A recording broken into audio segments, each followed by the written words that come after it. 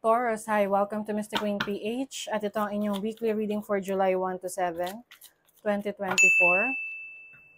So if you are interested in private readings, meron tayong link sa description at sa pinned comment. Paka-check nyo na lang kung gusto niyo mag-book for a private reading. So let's see, Taurus, what's coming to you this week? Ano yung ganap sa mga Taurus? Overall energy is the Daughter of Cups. Yung iba sa inyo, Taurus, you are in love. Pwedeng in love ko sa isang person, romantic partner, or you are just in love with life, no? Masaya ka lang. Chill na chill. And then your possible challenge, Ace of Wands, new beginnings. Maaring meron kang mga plans na hindi mo magawa-gawa pa. So, ang challenge sa'yo kung paano mo sisimulan yon, paano ka mag-take action. Kasi this is an exciting new beginning na maaring sa ngayon, pwedeng may delays, no? Pwedeng meron kang mga gustong gawin, plano na magkakaroon ng delay. Let's see your opportunity, the Ten of Cups. O, diba? Kaya masayang-masaya kayo. Ten of Cups is fulfillment, happiness, fortune after difficulty. Some of you, meron na kayong solusyon sa mga problema ninyo, kung ano yung mga pinagdaanan nyo in the past. Things are doing better this time.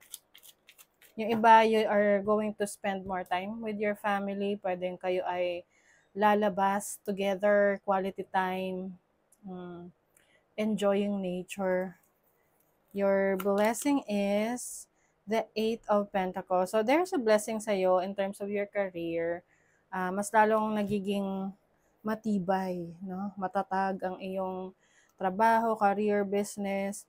Or yung iba, tatanungin nila, wala naman akong trabaho. Eh di yung mga taong inaasahan mo, no? Yung mga taong sumusuporta sa'yo, sila rin ay nagiging blessed. Kaya blessed ka na rin. Kumbaga, nahahawa ka na ng blessing na yun. And also, maaring meron kang imamaster na skills ngayong week na to. What is the Daughter of Cups? Wow! This is celebration. And para ano to celebration kasi meron kang rewards na matatanggap or awards. Recognition sa mga nagawa mo. This is also a level of popularity, your level of fame. Yung iba sa inyo, sikat kayo. Sikat kayo dyan sa area nyo, sa grupo nyo, or sa mundo. Sa mundo talaga. Or sa field kung saan ka very active, no? Yung iba sa inyo, sa social media, ganyan. People are looking up to you. Yung iba sa inyo, maraming admirers. Oo, Taurus. Maraming nag-admire. What is the Ace of Wands? The Fool. O, ayun na nga. What is stopping you? Anong pumipigil sa inyo, Taurus? Bakit, parang nag-aalangan kayo sa gusto nyong simulan or gawin ngayon? The Fool. Yan ay new beginnings rin eh. Anong area of life to? Anong area of life to for Taurus? Oh, first house. This is about yourself. So, parang ang kalaban mo na rito yung sarili mo. Yung tipong parang ikaw na lang yung hinihintay. Ikaw na lang yung hinihintay na kumilos. What is the Ten of Cups? You have the Seven of Swords. Oh, as an opportunity. Yung iba sa inyo, meron kayong opportunity na makikilala ng lubusan ng isang kapamilya pagdating sa totoo nilang intention towards you. Okay? May revelation dito. Hindi naman mawawala sa pamilya yan eh. Kasi sa totoo lang, kung sino pa yung family members, yun pa talaga yung doon ka makakakuha ng betrayal.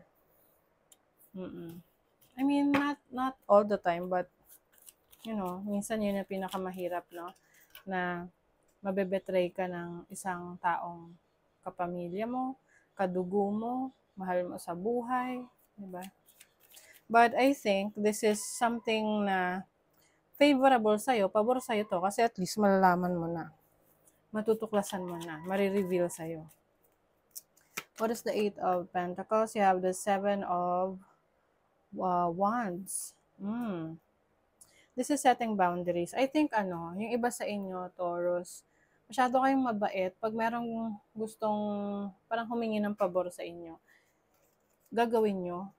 Pero I think ngayon, na-realize mo kung sino yung talagang tao na nagte-take advantage sa'yo at sino talaga yung kailangan ng tulong mo. So ngayon, you are setting your boundaries. Pinaproteksyonan mo na yung sarili mo na, teka, bakit laging laging ikaw gagawa ng pabor doon sa taong yan. Lalo na sa work, no? Kasi minsan yung iba nang aabuso na ng kabaitan, no? Yung pagdating sa money, career, finances, meron daw adjustment sa spendings. Medyo magkakat, ang tawag doon, yung magbabawas ng gastusin. Yung iba sa inyo, meron kayong bagong responsibilities. Pwedeng merong leadership role, trabaho at business. Yung iba may executive position, no? Your finances are getting stronger. So just make sure lang daw na balance yung oras panahon mo na ginugugol sa yung trabaho, sa yung business. Kumbaga, hindi ka rin naman yung parang dun na lang lagi nakafocus. Hindi ka na natutulog, 'di ba? So, balance lang. You have the Eight of Wands. Marami ka kasing ginagawa. Oo. You have the Son of Pentacles. Yes. Parang meron kang binibuild ngayon. Parang, it seems na yung iba sa inyo may negosyo, tapos nagsisimula pa lang siya, nasa early stages pa lang yung business mo. Talagang tinututukan mo to. Yes. Talagang inaalagaan mo. And pagdating sa trabaho naman, I feel like mas tutok ka sa trabaho mo ngayon, lalo na nakikita mo na nare-reward ka sa trabaho mo, 'di ba? So parang mas nakakagana 'yun, 'di ba, na magtrabaho, mag-perform sa work dahil nakikita nila yung pinaghirapan mo, nire-recognize nila. Sa relationship, may ending. Baka may separation dito. And I think ito rin yung isa sa iiwasan ninyo, no? Yung kung sino yung mga taong kinut off nyo na sa buhay ninyo. This can be friends, family, romantic partner. Kasi pakaramdam mo, wala na hanggang doon na lang talaga. And now you are starting a new beginning para sa sarili mo. And ngayon, mas inaalagaan mo ang sarili mo. You have the Emperor. This is Aries energy. Seven of Cups. I think at this point, iniisip mo kung saan mas stable na connections, no? If you feel like the relationship is unstable, pwedeng meron ka ng plano kung saan ka papunta, no? Example, your relationship ngayon is parang hindi nagiging maayos na, and iniisip mo na kung ano na yung next step mo moving forward. Yung parang nagpe-prepare ka na, what if magtuloy-tuloy tong problema? Anong gagawin ko? Yung ganun. The Magician, yes. You are definitely working things out for yourself. Maaring merong person that you are dealing with na hindi mo alam kung anong plano niya sa'yo. At parang iba sa inyo nawawalan na kayo ng gana sa taong yan. Okay.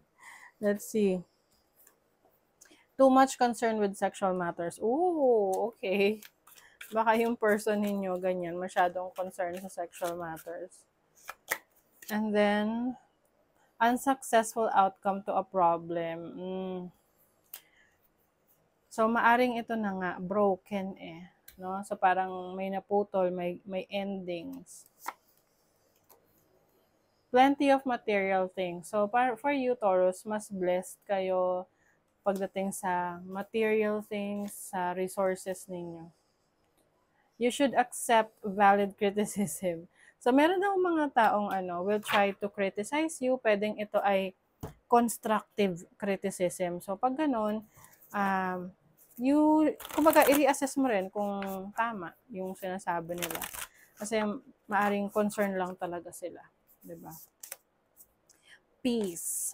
Just because some people are fueled by drama doesn't mean you have to attend the performance. Make your life a drama-free zone. Yes. Ayaw mo na ng drama. You get what you believe you deserve. It's time to raise your standards. Yes. Itinataas mo ang standards mo ngayon. No? Alam mo na yung worth mo. You deserve better. So, that is your reading, Taurus. Thank you so much. Bye.